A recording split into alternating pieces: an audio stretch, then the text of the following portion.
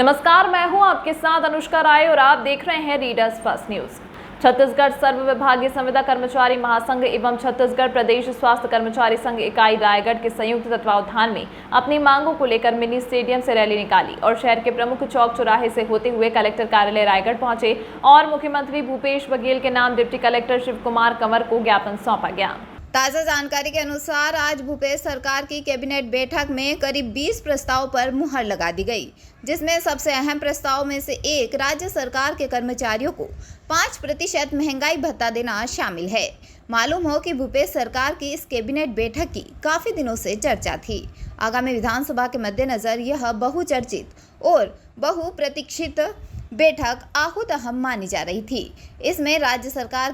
इसमें राज्य के लगभग 1 लाख अनियमित संविदा और दैनिक वेतनभोगी कर्मचारियों के नियमितीकरण की भी बात कही जा रही थी, पर इस बैठक में इस मसले पर कोई चर्चा नहीं हुई, ऐसी जानकारी प्राप्त हुई है। इससे इन कर्मचारियों में भारी आक्रोश है। इन कर्मचारियों के संघों के पदाधिकारी खुलकर इस मुद्दे पर अपनी बात रख रहे हैं। इस अहम मुद्दे पर अपना पक्ष रखते हुए एक पदाधिकारी ने सन 2018 की याद दिलाते हुए कहा कि उसने धरना प्रदर्शन में खुद भूपेश बघेल और टीएस सिंहदेव आए थे और कहा था कि अगर प्रदेश में हमारी सरकार बनेगी तो 10 दिन के अंदर सेप लोगों का नियमितीकरण कर दिया जाएगा। यह मुद्दा कांग्रेस के घोषणा पत्र में भी था, परंतु आज भूपेश सरकार के 5 वर्ष पूरे होने में चंद महीने रह गए हैं, लेकिन कई बार याद दिलाने के बावजूद भी हमारी मांग पर आज तक कोई ध्यान नहीं दिया गया। वहीं श्री योगेश पटेल का कहना है कि भूपेश सरकार ने खुद आज से 5 वर्ष पूर्व हमें वादा किया था कि सत्ता में आते ही हम नियमितीकरण कर देंगे, पर आज की बैठक में केवल राज्य सरकार के कर्मचारियों को ही 5% महंगाई भत्ता दिया गया है और हमारे अमले में कोई विचार तक नहीं किया गया है। ऐसे में हम तब तक अपना धरना प्रदर्शन जारी रखेंगे जब तक कि हमारी नियमितीकरण की मांग नहीं मानी जाती। श्री पटेल ने साफ तौर पर कहा कि पिछले चुनाव में अनियमित कर्मचारियों ने भूपेश सरकार को लाने में प्रमुख भूमिका निभाई थी। इस बार यदि हमारी मांगें नहीं मानी गई तो हम भूपेश सरकार को विपक्ष में भी बिठाने की ताकत रखते हैं। गौरतलब है कि कांग्रेस का यह घोषणा पत्र में नियमितीकरण का वादा करना और विभिन्न मोर्चों से भी इसके समर्थन में बयान देना कांग्रेस सरकार के गले की हड्डी बन चुका है। आपको बता दें कि भूपेश सरकार ने सत्ता में आने के बाद 2019 में नियमितीकरण के मुद्दे पर एक कमेटी भी गठित की थी, जिसकी रिपोर्ट आज तक सबमिट नहीं की गई। इससे भी इस मुद्दे पर भूपेश सरकार की प्रतिबद्धता का पता चलता है। बहरहाल यह मुद्दा निश्चित रूप से भूपेश सरकार के गले की फांस बन गया है और यह आगामी विधानसभा चुनाव में सरकार के लिए भारी भी पड़ सकता है। भूपेश पटेल, राष्ट्रीय स्वास्थ्य मिशन का जो फेडरेशन है उसके कार्यकारी अध्यक्ष जी। आज हमारी एक ही मांग है, नियमितीकरण की मांग, जो पिछले 5 साल से लंबित है।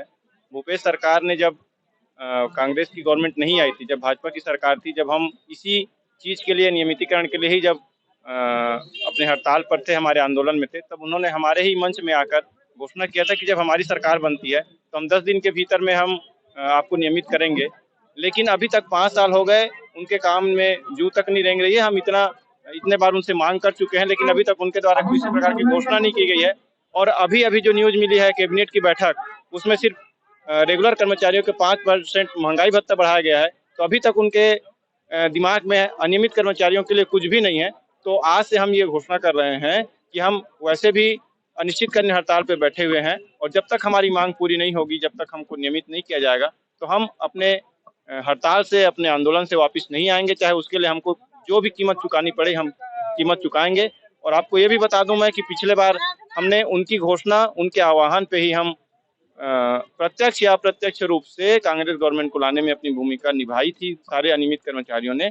और आज समय आ गया है कि वही अनियमित कर्मचारी उस घोषणाओं को भूल के हम उनको अगर शासन में ला सकते हैं, तो इतनी कर्मचारियों की इतनी ताकत है कि उनको विपक्ष में भी बैठा सकते हैं। धन्यवाद। आज छत्तीसगढ़ प्रदेश स्वास्थ्य कर्मचारी संघ शाखा रायगढ़ की तरफ से अपनी 24 सूत्री लंबित मांगों पर माननीय मुख्यमंत्री छत्तीसगढ़ शासन को ज्ञापन दिया गया है।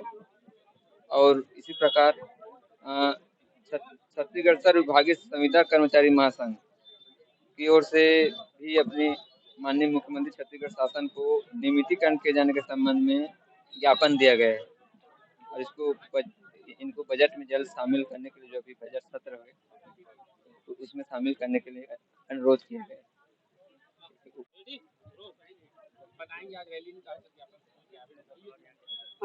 हम लोग 3 जुलाई से भी अनिश्चितकालीन हड़ताल पर बैठे हैं। हम लोग का एक सूत्री मांग है नियमितीकरण। 3 जुलाई 2018 को जब हम लोग धरना आंदोलन कर रहे थे तो माननीय भूपेश बघेल जी, टी.एस. सिंहदेव जी और कांग्रेस के कई बड़े नेता हमारे मंच पे आए और उन्होंने कहा था कि हम यदि सरकार में आते हैं तो 10 दिवस के भीतर आप लोगों को नियमित कर देंगे करके। पूरे हमारे कर्मचारी साथियों ने पूरा सहयोग किया सरकार बनाने के लिए। उसके बाद जब वो सरकार बन गई तो माननीय भूपेश बघेल जी को हमने अपने मंच पे बुलाया था। 14 फरवरी 2019 को उन्होंने हमारे मंच पे आके कहा था कि इस समय हमारा बजट का टोटल हिस्सा हम किसानों को दे दिए हैं, तो इस बार आप लोग का नहीं कर पा रहे हैं, लेकिन अगले साल वो आप लोगों का होगा करके। तो 10 दिन निकल गए, फिर 2019 के बाद 1 साल निकल गए, उसके बाद भी सरकार ने हमारे लिए कुछ नहीं किया। तो मजबूरी में हम लोग को ये धरना आंदोलन करना पड़ रहा है। हम लोग लगातार सरकार को ज्ञापन दे रहे हैं, सभी 90 विधायक को दे चुके हैं, 33 जिला कलेक्टर के माध्यम से सरकार तक ज्ञापन दिए हैं, लेकिन अभी तक हमारे लिए कुछ नहीं किया। इसलिए मजबूरी में हम लोग को ये अनिश्चितकालीन आंदोलन करना पड़ रहा है। रैली हम लोग का मिनी स्टेडियम से था, गांधी प्रतिमा तक गए, वहाँ माल्यार्पण करके यहाँ कलेक्टर ज्ञापन देने आए हुए हैं। ये ज्ञापन है माननीय मुख्यमंत्री जी के नाम से कलेक्टर महोदय के सौंपा गया है और मांग पूरी नहीं हो, हम लोग तो अनिश्चितकालीन हड़ताल में बैठे हैं, जब तक मांग पूरी नहीं होगी तब तक बैठेंगे और उसके बाद भी हमारी मांगे पूरी नहीं होती तो जैसे हमने 2018 में पूरा तन मन धन से सरकार बनाने में सहयोग किया था, तो इस बार सरकार को यदि हमारे मांगे पूरी नहीं करती तो बहुत नुकसान उठाना पड़ेगा। हमारे साथी कोई उनके साथ नहीं देंगे।